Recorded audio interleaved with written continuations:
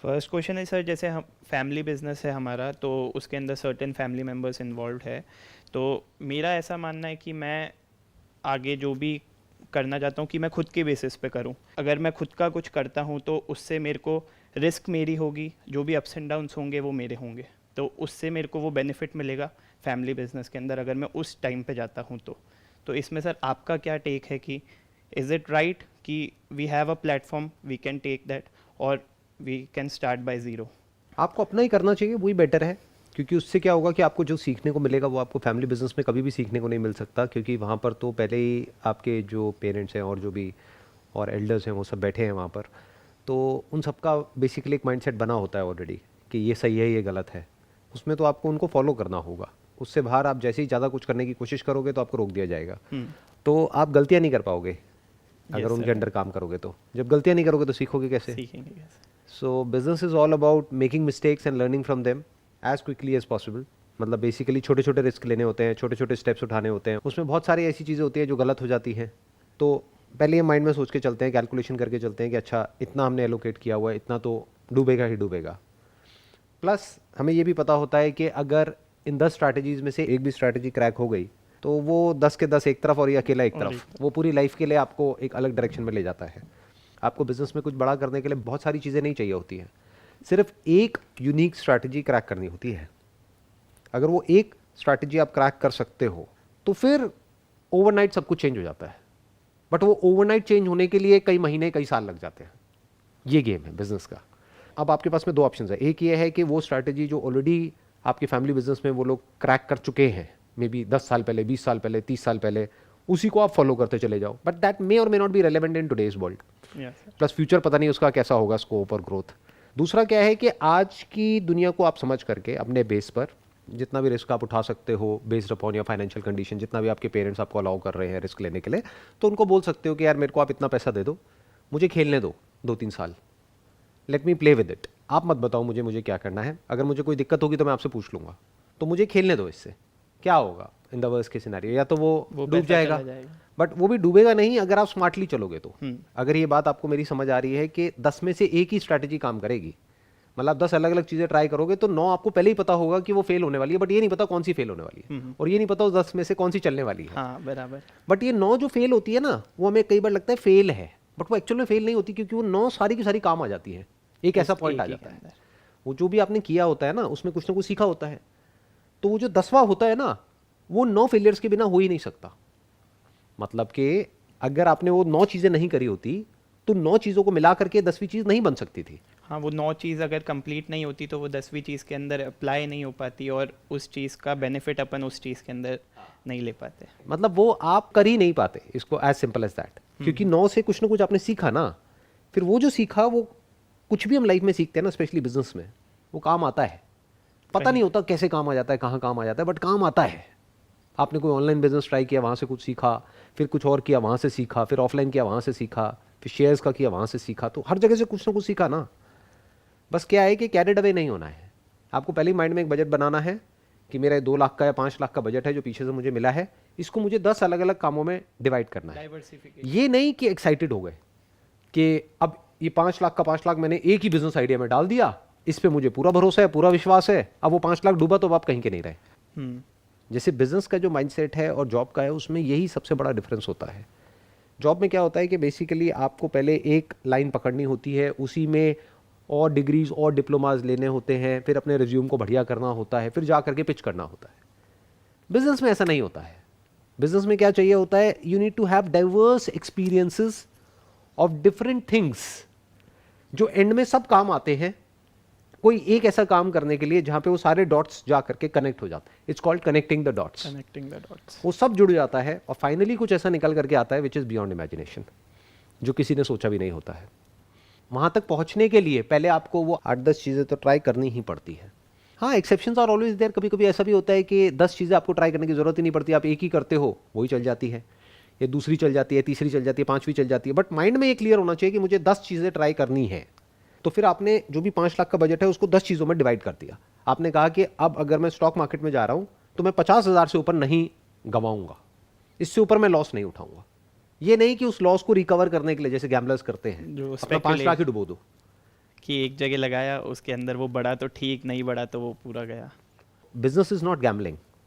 Business is basically providing something of value to the customer. That may be a product or a service, जिससे कि actual में सामने वाले की कोई नीड या उसका कोई डिजायर या उसकी लाइफ किसी तरीके से बेटर हो रही हो, ये है बिजनेस। तो इट्स नॉट गैम्बलिंग। बट लोग क्या करते हैं, गैम्बलिंग का बेसिक स्ट्रक्चर क्या है? जैसे स्टॉक मार्केट में भी बहुत लोग गैम्बलिंग करते हैं, उसका बेसिक स्ट्रक्चर क्या है? Grid and fear. Grid and fear. The moment you start doing a business, तो वहां पर ग्रीड और फियर दोनों आपको तंग करेंगे। क्यों? क्योंकि जैसे ही थोड़ा सा रिजल्ट आने लग जाएगा, अब आप एक्साइटेड हो जाओगे। पता लगा एक ही क्लाइंट को उधार देना चाहिए था 20,000 का, 50,000 का, आपने उसको जाकर के उधार दे दिया 5 लाख का, फिर उसने हाथ खड़े कर दिए। उसने कहा जाओ मैं तो नहीं दे रहा पैसे, तो आपके तो सारे पैसे एक ही जगह पे डूब गए ना।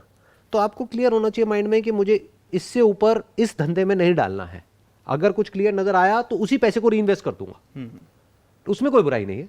तो डूबा भी तो, अगर मानो आपने 50,000 रुपए से 1 लाख कमाया और 1 लाख रुपए इन्वेस्ट कर दिया, अब कोई दिक्कत नहीं है, क्योंकि 4.5 लाख आपके पास में साइड में पड़ा हुआ है और 9 जो चीजें हैं वो ट्राई करने के लिए, बट अगर आपने पूरा का पूरा वहीं एक ही जगह पे डुबो दिया तो गड़बड़ हो गई। तो ये बात हमेशा याद रखनी है।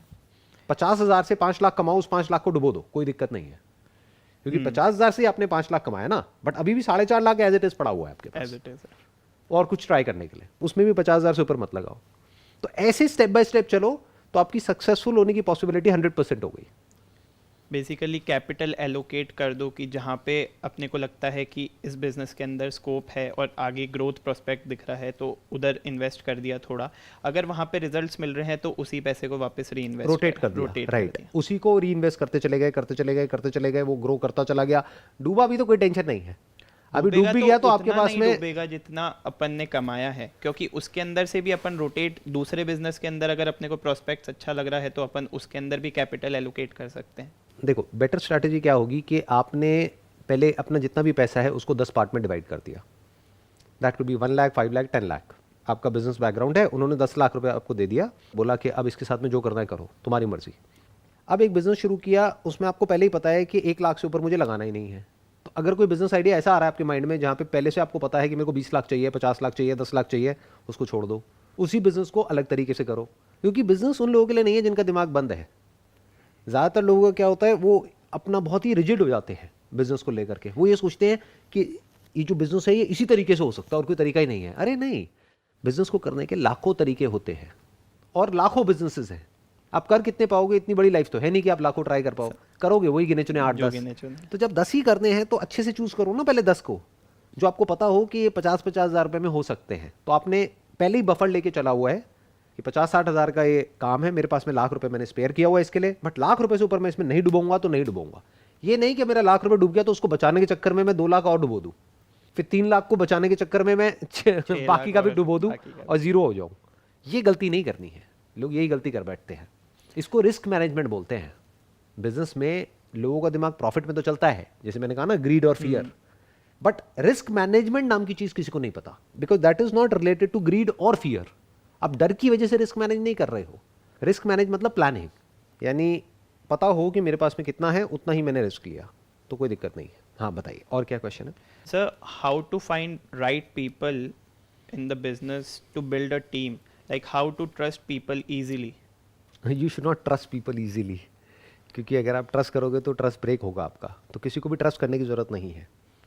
क्या करो, बिजनेस को इस तरीके से सिस्टम्स एंड प्रोसेसेस में कन्वर्ट करो कि सब कुछ ट्रांसपेरेंट हो, मतलब उसमें कोई लूपहोल मत छोड़ो, क्योंकि अगर वो है तो मैनिपुलेशन होने के चांसेस हैं। ट्रस्ट का सवाल कब उठता है? जब कुछ गड़बड़ करने के चांसेस हो। अगर आप सिस्टम को ऐसा बना दो कि उसमें गड़बड़ हो ही नहीं सकती, तो फिर क्या दिक्कत है? जैसे आप जो भी बिजनेस कर रहे हो उसको प्रॉपर बैंक के थ्रू करो ना। कैश भी आएगा तो इससे ऊपर कैश आपके हाथ में नहीं रहेगा, वो सीधा बैंक में जमा हो जाएगा। ये जो क्वेश्चन उठ रहा है ना, ये पता है कहाँ से उठ रहा है? मैं बताता हूँ। क्योंकि इंडिया में प्रॉब्लम क्या है कि बहुत सारे जो लोग हैं वो अभी भी उल्टे सीधे काम करते हैं टैक्स बचाने के लिए। कोई बोलता नहीं है, बट ये फैक्ट है और सबको पता है। तो वहाँ पर सारी ये गड़बड़ आ जाती है ट्रस्ट की, क्योंकि आपको ट्रस्ट करना पड़ेगा। आप किसी ना किसी पे उसको कैश दे रहे हो और पता है वो कैश 2 नंबर का है। पुलिस में भी जाके बोलोगे तो क्या बोलोगे? क्या ही बोलेंगे? कौन सा पैसा लेकर के भाग गया? कहीं उस पैसे की कोई अकाउंटिंग ही नहीं है, राइट? तो वहाँ पर ये सारी प्रॉब्लम्स होती हैं। बट अगर आप ये कच्चा लालच ना करो, आप ये समझो कि बिजनेस आप कर क्यों रहे हो। Ultimately you are doing it for peace of mind, you are doing it for freedom. तो फ्रीडम का मतलब क्या है कि आपको उसमें इन्वॉल्व ना होना पड़े 24 घंटे। अगर आपको होना पड़ रहा है तब तो वो जॉब से भी बदतर हो गया ना, तब तो जॉब से भी गया गुजरा हो गया, क्योंकि जॉब में तो फिर भी एक वेल डिफाइंड है कि भाई आपको हफ्ते में इतने दिन इतना काम करना है।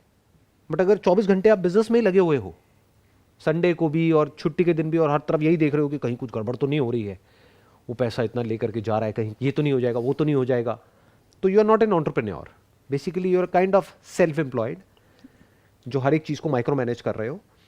तो मैं क्या कहूँगा, पहले तो हर एक चीज़ को इस तरीके से सिस्टम्स एंड प्रोसेसेस में कन्वर्ट कर दो और बैंकिंग सिस्टम के थ्रू चलो जहाँ पर कोई ह्यूमन इंटरवेंशन होने के चांसेस ही ऑलमोस्ट 0% हो जाए, कि कोई अगर चाहे भी तो घपला ना कर सके आपके बिजनेस में।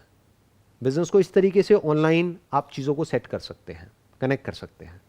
उसमें क्या होगा, आपको टैक्सेस देने पड़ेंगे गवर्नमेंट को, तो दे दो, उसमें क्या बुराई है। हाँ, अगर अपन कुछ कमा रहे तो उसके अंदर गवर्नमेंट के पास टैक्सेस आ रहे हैं तो उससे ग्रोथ ही हो रही है। राइट। और अगर गवर्नमेंट को आप टैक्सेस नहीं दोगे तो ये कंट्री चलेगी कैसे, या कोई भी कंट्री कैसे चलेगी अगर टैक्सेस हम नहीं देंगे तो अगर आपका ये माइंडसेट होगा कि मुझे जो भी काम करना है, टिपिकली अगर लैंग्वेज में बोला जाए, 1 नंबर में काम करना है, 2 नंबर में करना ही नहीं है, तो ये क्वेश्चन ही रिडंडेंट हो जाएगा वहाँ पर। इस क्वेश्चन की नीड ही नहीं है कि ट्रस्ट कैसे करें, क्योंकि जब 1 नंबर में है तो ट्रस्ट की ज़रूरत ही नहीं है। अब तो बेसिकली क्या है, वो बंदा आया, उसको बताया कि भाई देखो ये एक प्रोसेस है पूरी जो आपको इसको फॉलो करना है, अगर वो अच्छे से काम कर रहा है तो ठीक है, नहीं कर रहा है तो बाहर है, सिंपल है। उसको अगर ठीक लग रही है आपकी कंपनी तो ठीक है, उसको अगर वर्क एटमॉस्फेयर अच्छा नहीं लग रहा तो वो भी छोड़ के जा सकता है, तो विन विन हो गया ना दोनों तरफ से। Yes sir. अगर इस तरीके से आप चलोगे तो ये प्रॉब्लम्स नहीं आएंगी। तो ट्रस्ट की मेरे को नहीं लगता कि कोई ज़रूरत है। तो sir, first question, how to find the right people which they fit in the particular job. What is the definition of right people? आप राइट पीपल किन्हें कहते हो? सर, जो अपन ने काम डिफाइंड करा हुआ है वो एकदम सही से हो, जो वो बंदा करे या फिर जो भी वो बंदी करे वैसा। तो अब इसमें कंफ्यूजन क्या है? जो आपने काम डिफाइन किया है, अगर उसको अच्छे से करता है तो वो राइट है, अगर नहीं करता है तो वो राइट नहीं है। अब प्रॉब्लम पता है कहाँ होती है? मैं बताता हूँ प्रॉब्लम कहाँ होती है। हम क्या चाहते हैं, हमने उसको काम तो ये वाला दिया है, जिस वक्त उस पर्सन ने ज्वाइन किया हमने कहा आपको ये काम करना है, बाद में हम उससे 36 काम और करा रहे हैं और फिर हम कह रहे हैं कि अच्छे से नहीं कर रहा या अच्छे से नहीं कर रही। तो पहले हमें अपने माइंड में डिफाइन करना है कि हमें उससे एक्सपेक्ट क्या है, उसको क्लियरली कम्युनिकेट करना है, उसको प्रॉपर्ली एक रिपोर्टिंग सिस्टम में कन्वर्ट करना है कि रिपोर्ट्स जनरेट हो जाएंगी जो भी उसने किया नहीं किया उसका, उसको देखना है, हमारे सामने आ जाएगा डेटा कि वो जो उससे एक्सपेक्टेड था वो काम वो ढंग से कर रहा है, कर रही है, नहीं कर रहा है, नहीं कर रही है। एक्चुअल में कोई अच्छा या बुरा कैंडिडेट नहीं होता है। एक्चुअल में 99% केसेस में गलती एक एंटरप्रेन्योर की होती है, क्योंकि वो प्रॉपर्ली डिफाइन ही नहीं करता है। स्पेशली जो छोटे एंटरप्रेन्योर्स होते हैं, स्पेशली वो एंटरप्रेन्योर्स जो अभी बिजनेस को शुरू कर रहे हैं, उनको खुद ही क्लियर नहीं होता है कि हमें सामने वाले से चाहिए क्या है।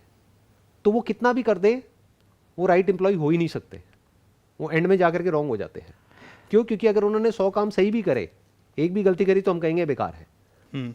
तो बेकार वो नहीं है, बेकार हम हैं, क्योंकि हमने प्रॉपर्ली डिफाइन ही नहीं किया कि एग्जैक्टली हमें उससे चाहिए क्या है, ना उसे कम्युनिकेट किया, फटाफट से उसको रिक्रूट कर लिया अपनी टीम में। अब बोल रहे हैं तू ये भी कर, वो भी कर, वो भी कर, वो भी कर, रोज आ करके नई नई चीज़ें उसको बता रहे हैं। वो भी कंफ्यूज हो रहा है, कह रहे कल तो आप ये कह रहे थे, आज ये कह रहे हो, चाहते क्या हो आप? मन में बोल रहा है, आपको नहीं बोल रहा। फिर हम कह रहे हैं कि वो सही एम्प्लॉय नहीं है। ऐसा नहीं है। अगर आप प्रॉपर्ली डिफाइन कर देते हो ना चीज़ों को, जैसे बड़ी ऑर्गेनाइजेशंस में होता है कि वहाँ पे क्लियर होता है कि अच्छा ये रोल है, ये रिस्पॉन्सिबिलिटी है, अगर आपने अच्छे से किया तो ठीक है, नहीं तो ये रिस्पॉन्सिबिलिटी आपकी है, तो प्रॉब्लम नहीं होती है। तो सर, ये छोटे एंटरप्रेन्योर्स के अंदर ये क्लैरिटी कैसे आएगी कि what is the right, like the way to employ people?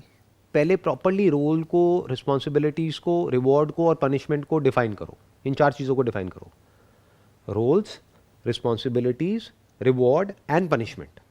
वो क्लियरली डिफाइन होना चाहिए। मैं आपको एक सिंपल सा एग्जांपल देता हूँ। फॉर एग्जांपल, आपने किसी को रिक्रूट किया, अब आप कह रहे हो कि वो टाइम से नहीं आता इसलिए वो बुरा एम्प्लॉई है। उसका टाइम है सुबह 10 बजे का, लेकिन रोज़ लेट आता है, लेट आती है 10:30 बजे, 11 बजे, और रोज़ एक नया बहाना होता है। तो गलती उसकी है आपकी है? सोचो, गलती किसकी है? दोनों की। नहीं नहीं नहीं नहीं नहीं नहीं, दोनों की नहीं है, आपकी है। उसकी कैसे हुई? क्योंकि आपने प्रॉपर्ली डिफाइन ही नहीं किया कि उसमें पनिशमेंट क्या है। आप ह्यूमन बिहेवियर को ही नहीं समझ पा रहे। कोई भी ह्यूमन बीइंग है, वो कैसे कंट्रोल होता है? Through reward and punishment. तो क्या आपने कोई पनिशमेंट को प्रॉपर्ली डिफाइन किया? नहीं। तो आप क्या कर रहे हो? अगर वो लेट आ रहा है या आ रही है तो आप उसको वर्बली बोलते चले जा रहे हो, उस वर्बली का कोई इफेक्ट नहीं होता है एज फार एज कि उसके कोई एक्चुअल में कॉन्सिक्वेंसेज ना हो। जैसे हमारी कंपनी में प्रॉपरली डिफाइंड है कि आपको लेट आना है, आओ, लेकिन महीने में इतनी बार इतना लेट आ सकते हो, इतनी बार इतना लेट आ सकते हो, इतनी बार इतना, इतनी बार इतना, इससे ज़्यादा आप लेट आओगे तो इतना डिडक्शन होगा, इतना लेट आओगे तो इतना डिडक्शन होगा, और अगर इतना एक्स्ट्रा काम करोगे तो इतना ओवर टाइम आपको मिलेगा। ये भी डिफाइन करना होता है, तभी फेयर हुआ ना कि आपने पनिशमेंट दिया तो रिवॉर्ड भी दिया ना। पनिशमेंट लगा देंगे वो भी अनरीजनेबल, रिवॉर्ड देंगे नहीं, रिवॉर्ड तो वो भी गलत हो गया। वो पर्सन टिकेगा ही नहीं ज़्यादा टाइम तक आपके पास में। अच्छा भी होगा तो नहीं टिकेगा। सही बात। और अच्छा और बुरा एक्चुअल में कुछ नहीं होता है, it entirely depends upon the entrepreneur कि वो किस तरीके से एक सिस्टम एंड प्रोसेस को डिफाइन करता है हर एक चीज़ को। अगर आप प्रॉपरली डिफाइन कर दो कि ओवर टाइम आप करोगे तो इतना पैसा आपको मिलेगा, वो किसी से पूछने की ज़रूरत नहीं है। अब अकाउंटेंट को बार बार आपसे पूछने की ज़रूरत नहीं है कि मिलेगा या नहीं मिलेगा, मिलेगा तो मिलेगा, लेट आओगे तो कटेगा तो कटेगा। अब वहाँ पे कोई डिस्कशन नहीं होगा। म्यूचुअली डिसाइड करके आपने एम्प्लॉयज़ के साथ में बैठ करके एक प्लान बना लिया, एक प्रोसेस को डिफाइन कर दिया और बोला किसी को कोई प्रॉब्लम है तो अभी बता दो। तो एक फेयर आपने एक सिस्टम बना दिया जिस पे वो एग्री कर रहे हैं। फिर उसके बाद में उस पर कोई डिस्कशन नहीं होगा। उसके बाद फिर वो जो है वो सबके लिए सेम है। अब हो सकता है उसमें एक्चुअल में किसी एक की कोई जेन्युइन प्रॉब्लम आ जाए, बट उसके लिए सिस्टम को चेंज नहीं किया जाएगा। सिस्टम पहले है, बाद में वो एक इंडिविजुअल है। That has to be understood very very clearly. नहीं तो रोज ही सिस्टम में चेंजेस होते रहेंगे। एक आध को कभी ना कभी नुकसान होगा, मान लो उसका कोई जेन्युइन रीजन भी है जिस वजह से वो लेट आ रहा है तो उसके पैसे कट जाएंगे, बट एक बार ही तो कटा, उसको समझाओ कि कोई बात नहीं, अगर आपको एक बार कट भी गया तो बहुत बार ऐसा भी तो होता है आपको एक्स्ट्रा पैसा मिलता है, तो इट इज़ फेयर। सिंपल है ना। तो इस तरीके से चीज़ों को बैलेंस कर दो through reward and punishment and by properly defining the roles and responsibilities कि वो प्रॉब्लम ही ना आए। You got all the answers for your questions? Yes, sir. Wish you all the best. Thank you, sir.